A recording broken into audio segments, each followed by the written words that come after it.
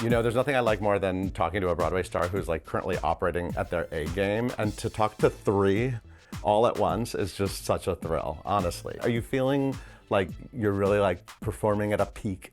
Yeah, I think what the three of us, what we have to do every night is not easy. It's really hard, and I can definitely feel that it's challenging, but that we are reaching that every night. And the number one factor here is we have the most incredible audiences that are having the best time. I've never experienced anything like it before. And when you feel that energy from the audience, and then you physically feel what you're doing yourself every night, and those two things combine, it is a very sort of special, unexplainable feeling where you're like, oh wow, this is really something amazing. 40 years ago, I fell in love with this beautiful, weird, thrilling Broadway musical, and very misunderstood Broadway musical, and I've been waiting for people to understand it. And the three of you are very essential to the success of what we're seeing in Chess, honestly.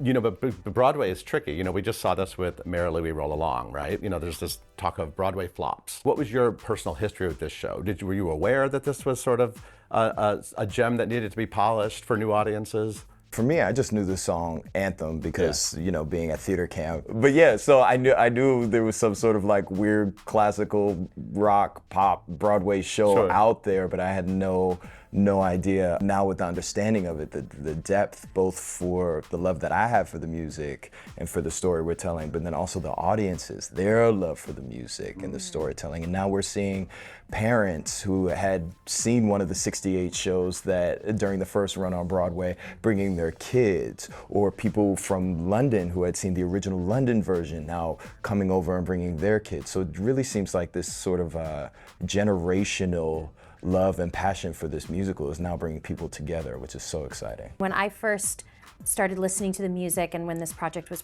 you know, brought to me, for whatever reason, I just saw it so clearly.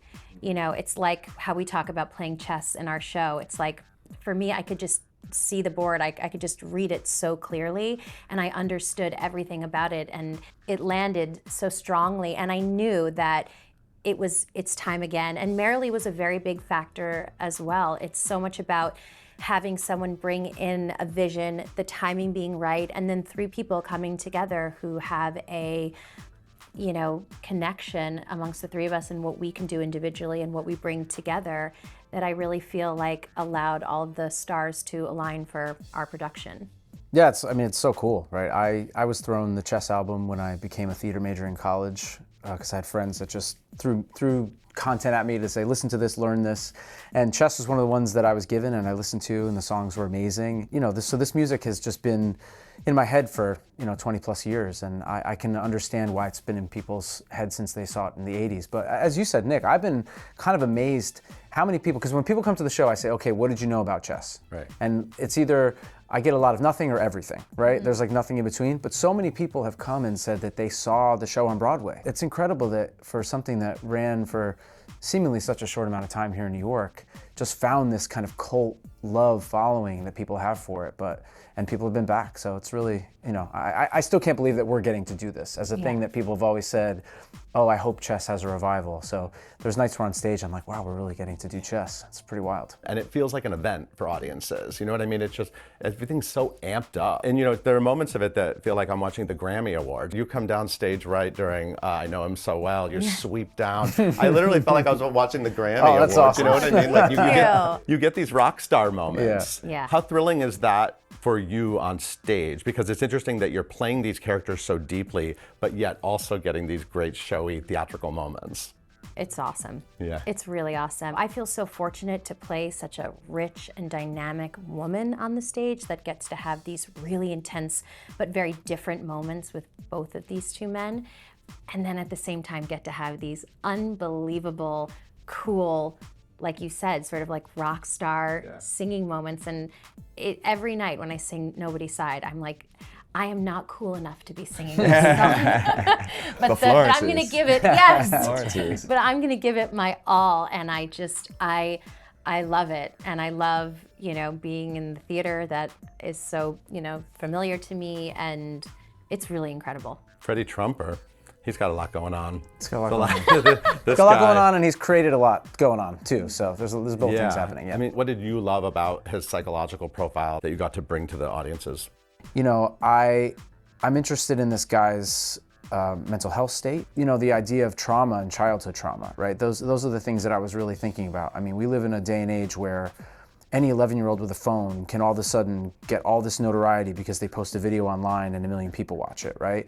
But we don't know what the cost of that is going to be in 15 or 20 years. And so to think about this guy who was thrust into the world stage at 11 years old with what we learned later, with no support system, no family structure behind him, you know, it started to make sense to me how and why he could become who he is and be in this very, very terrible codependent relationship where he treats someone so horribly, but why he does that and why he can't get over, you know, the blocks he has. So I was just interested in, you know, even though this guy's not necessarily the nicest guy, like his humanity and, you know, and then, you know, it's just really nice that song in the second act, you know, hopefully the audience has seen this whole thing happen and then they go, oh, this is why this person is kind of the way he is. So, you know, that's kind of the way that I looked at it, and it's interesting. Is it a heavy load? I mean, you also have this incredible... Nick cries so hard every night. Nick wins the crying award. Talk about childhood trauma. Like, that says a lot, because I usually am the crier. But we have a cry-off at the end of the show. Yeah. And I've been called TT in other shows for Teary Tveit, so it's... Oh, so I'm not as TT in this show. TT? That's okay. It's just how we do That's my new nickname for you. TT, I'm gonna put you in my phone as that. Yeah, throw it in there. Yeah, there's a lot. It was a lot of stuff, but yeah. I mean, Endgame is like one of my favorite moments on Broadway, period. And when you look at the original production, there was a table, right? There was a chess table, and the table's sort of gone. And so there was a lot of scenes happening at the table, and that number was like, he was sort of trapped at the table singing these big notes, and you get to just sort of like explode on the stage and quite literally step off the board. Yeah, you know? What is that like?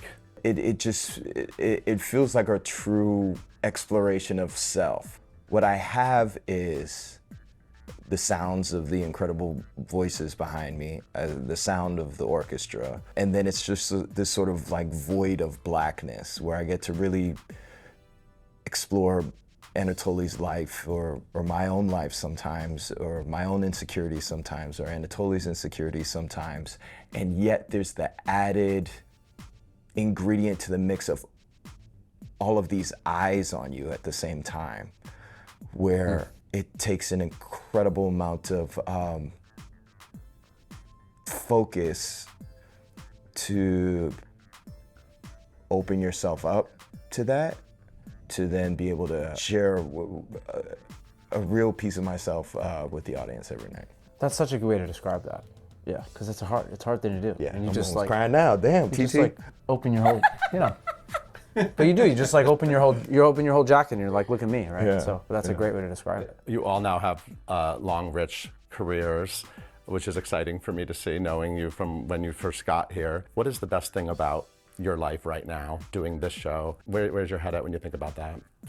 For me, you know, I have a 14-month-old at home, and so the fact, I just keep thinking about this moment in her life before she's in school, before she's in preschool, that I'm getting to work in New York, do this thing that I love. My world feels so full, right? It's like I'm home with her, and it's amazing, and I have this, you know, this beautiful family that's occurred, what I'm so grateful for, and then I got to go into work. So it's just the, you know, the compliments of the two of those things are just like so, it's kind of overwhelming. Same. I mean, I have a 16-month-old and a 5-year-old, but to be able to have a job where you can go, and me especially as a woman, to feel so supported by everyone in the building, but especially by these two, and to get to play such a rich and beautiful character. I have so much to feel unbelievably grateful for. Every night before I go out, I have a picture of me at 8 in my dressing room, and I just feel so grateful to be able to be doing what I love for so many years, for 30 years now. When I walk out every night, I sing someone else's story. I like look at the center stage and think I stood there when I was 8. And it's an unbelievable blessing to be able to do what you love and have the support around you of the people that are helping to make that happen, especially as a working mom, like it's a really unbelievable gift. I mean, I just want to add also, like, you started as an understudy on Broadway. This is a big moment. I'm so thrilled to get to see you have this moment. I'm not trying to add the emotions for you. No, how are no, you feeling? No. Yeah, I mean, there's that. No, there's definitely that, and that sort of feels like outside noise. It feels like people are yelling outside the window, and I can't really make out what they're saying, and that's cool. But inside the home is still the same. Like, it's the same work. It's the same passion. It's the same dedication to what we do. I think this is the first time in a long time, definitely since I came back to New York, that I've had one job, one character, and I get to spend some days with my kids, and I'm not working on. I don't have 3 jobs to try to make ends meet. I don't have like that added pressure of like, yeah, I'm doing this show right now, but then tomorrow morning I have to run into a rehearsal and be somebody completely different. I get to dedicate my full energy and my full focus to the show and to my family, to my friends. I think that's where I'm at right now.